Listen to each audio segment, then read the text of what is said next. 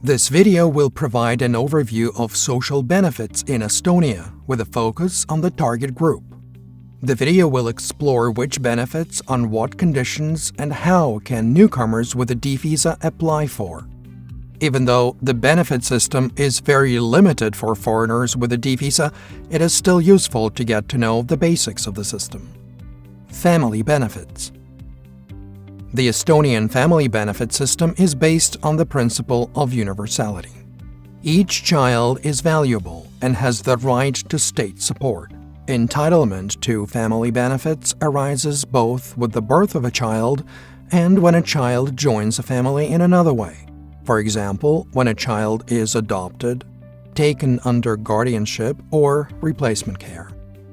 Compensation of damage for crime victims. Compensation of damage is paid to victims of violent crimes committed in the territory of the Republic of Estonia. The purpose of this compensation is to help these people cope with the unfortunate situation. Thus, it is always useful to get in touch with the police or lawyers to understand how the system works and what compensation you are entitled to. Healthcare system.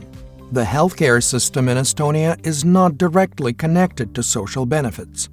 But as long as you are working in Estonia and pay taxes, you are eligible for the country's universal healthcare.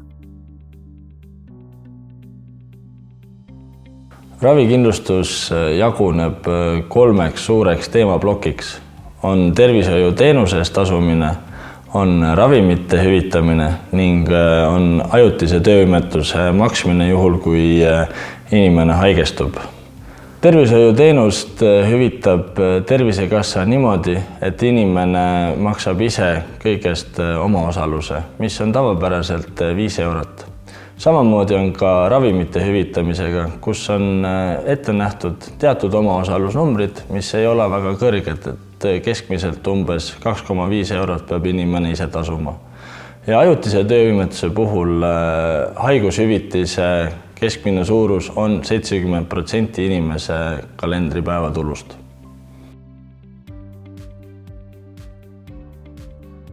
Tervisekassa kodulehel on olemas kaardirakendus, kus on võimalik kontrollida, kas tervishoiuteenuse osutaja on Tervisekassa lepingupartner või mitte.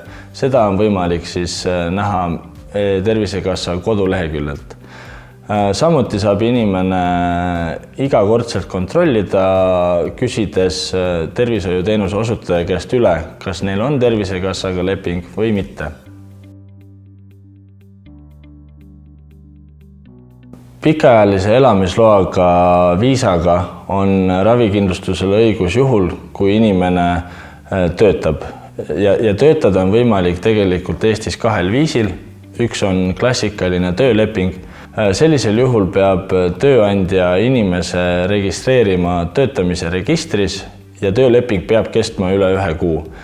Siis hakkab alates töötamise päevast kindlustus kehtima 14 päeva möödumisel, mis on nii-öelda ooteaeg.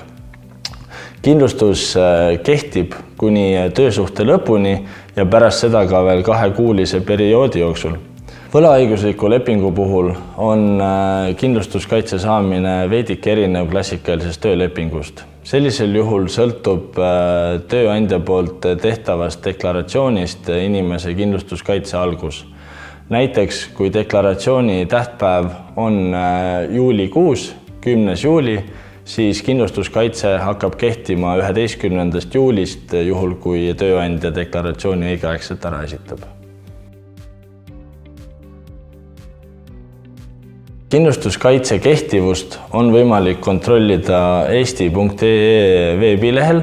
Samuti on võimalik pöörduda Tervisekassa poole nii e-kirja teel info@haigekassa.ee või siis helistades Tervisekassa klienditeeninduse telefonil ning sel juhul abistatakse ja uuritakse inimese siis ravikindlustuse kehtivust. Kindlustuspaketti kuulub kõik vajaminev abi, et inimene saaks enda tervisemurele lahenduse. On erandiks hambaravi, kus ravikindlustatud isik saab kasutada hambaravi hüvitist 40 eurot aastas. Siin tuleb ka ära mainida seda, et vältimatu abi, ehk siis juhul, kui inimesel on tegemist eluohtliku seisundiga, mille ravimine ei kannata edasi lükkamist, hüvitab Tervisekassa selle vältimatu abi kulu ka juhul, kui inimene ei ole ravikindlustatud. Inimene saab pöörduda nii riikliku haigla kui ka eratervishoiuteenuse osutaja poole. Oluline on see, kas partneril on leping Tervisekassaga või mitte. Tervisekassa infotelefonile võib pöörduda eesti, inglise ja vene keeles. You can find more information about social benefits on the website st.ee.